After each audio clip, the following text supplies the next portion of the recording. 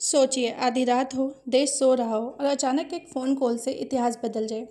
25 जून 1975 की रात ऐसा ही कुछ हुआ। भारत में इमरजेंसी लगा दी गई, यानी आपातकाल।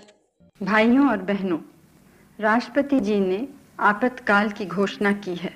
इससे आतंकित होने का कोई कारण नहीं है। आप सभी गहरे और व्यापक षड्यंत्र से अवगत होंगे। 1975 में देश की प्रधानमंत्री इंदिरा गांधी थी और सबके जहन में एक ही सवाल था, उन्होंने ये इमरजेंसी लगाई क्यों है। आइए जानते हैं। असल में उस समय देश में माहौल बहुत गर्म था। एक तरफ बेरोजगारी, महंगाई और गरीबी से जनता परेशान थी, तो दूसरी तरफ इंदिरा गांधी की सरकार पर भ्रष्टाचार और गलत फैसलों के आरोप लग रहे थे। 1971 के चुनाव में इंदिरा गांधी पर धांधली के आरोप लगे और इलाहाबाद हाईकोर्ट ने उनके चुनाव को अवैध करार दे दिया। मतलब साफ था, इंदिरा गांधी को प्रधानमंत्री की कुर्सी छोड़नी पड़ सकती थी।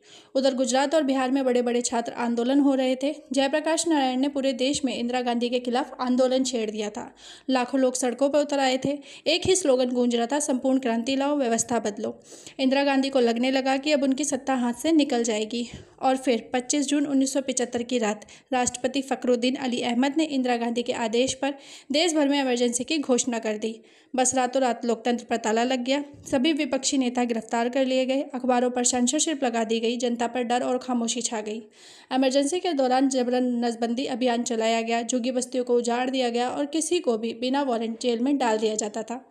पूरा देश मानो एक जेल में बदल गया था। लेकिन 21 महीने बाद जब चुनाव हुए, जनता ने साफ कह दिया, तानाशाही नहीं चलेगी। इंदिरा गांधी को बुरी तरह से हार का सामना करना पड़ा और लोकतंत्र फिर से जिंदा हो गया।